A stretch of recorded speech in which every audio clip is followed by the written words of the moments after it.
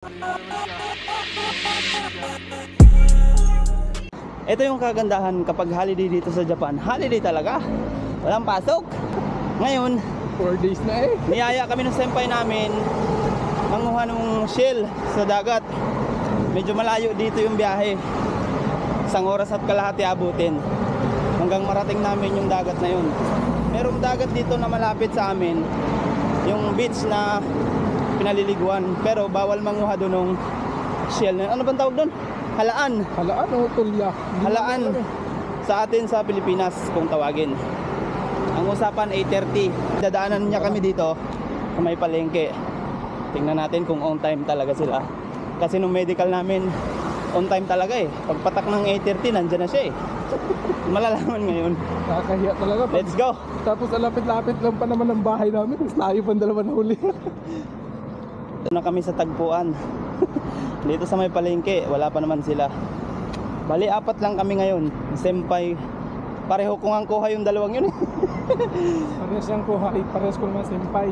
Bumili kami ng tubig dito sa may Rals ay palengke kasi habang naghihintay, yung isa bibili na rin.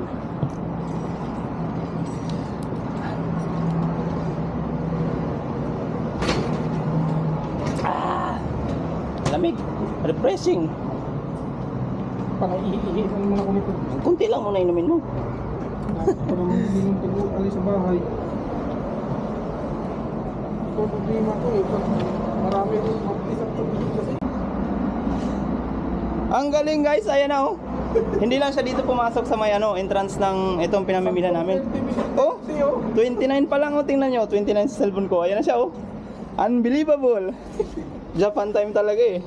Tara, update na lang namin kayo kasi mahaba-haba pa naman yung biyahe. Ito na.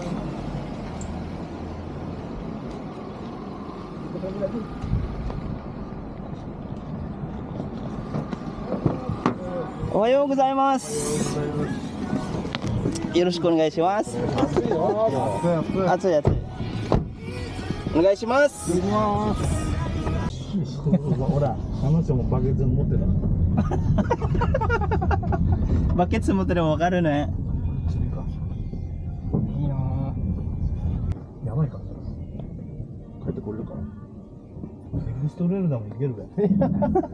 タイヤパンクしたかもしれない。やばいかな。やばそうだ。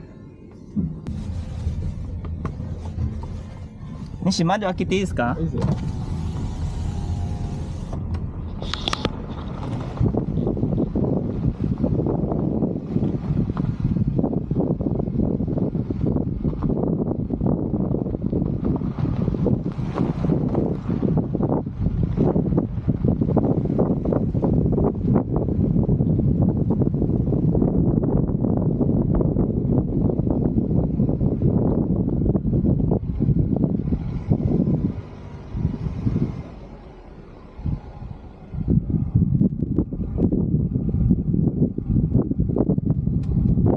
Tulya? Oo, ito nga daw yung kukunin namin guys oh. Ah, ipay naman sa. Oo. Magaling na magnihongo tong bata ko ah. Nani? Nani? Masaki? Masaki dyan. Siguro mo? Ne, siguro mo? Ah,そう。Okay. 僕は冷たいの入ってるからジュース入れても。Okay です。ジュース？ジュース入れていいよ。Oh, parang nasa Pilipinas lang oh.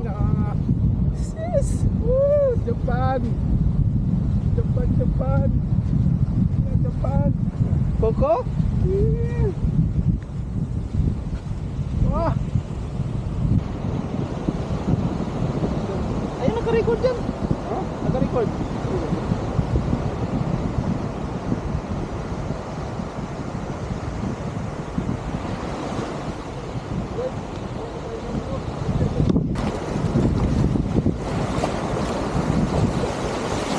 Oh, malakas yung alon.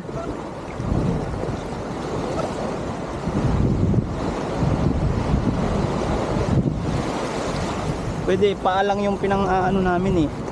Mamaya kamayin ko na rin to. Kamay natin to mamaya. Lamig ng tubig.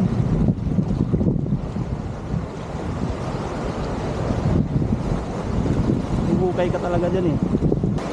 Iwan ko muna to kasi para dalawang kamay yung magamit ko.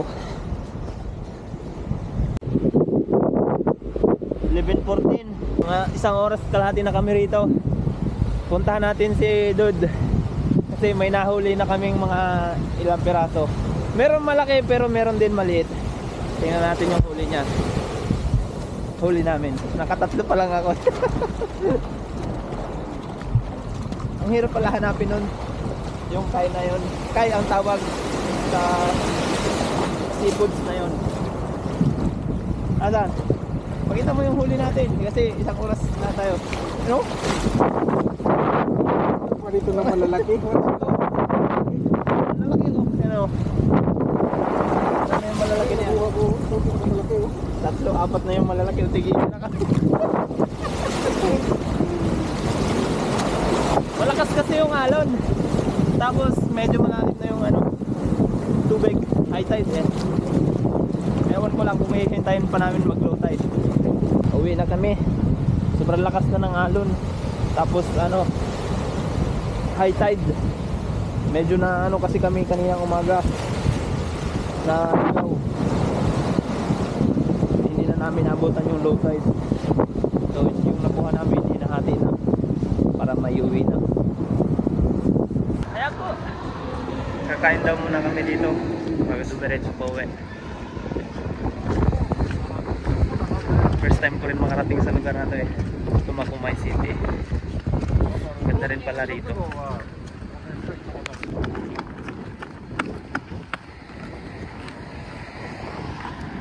At ng restaurant na itong pinuntahan namin, meron kasing sikat dito ang pagkain sa lugar na to na Hokikare.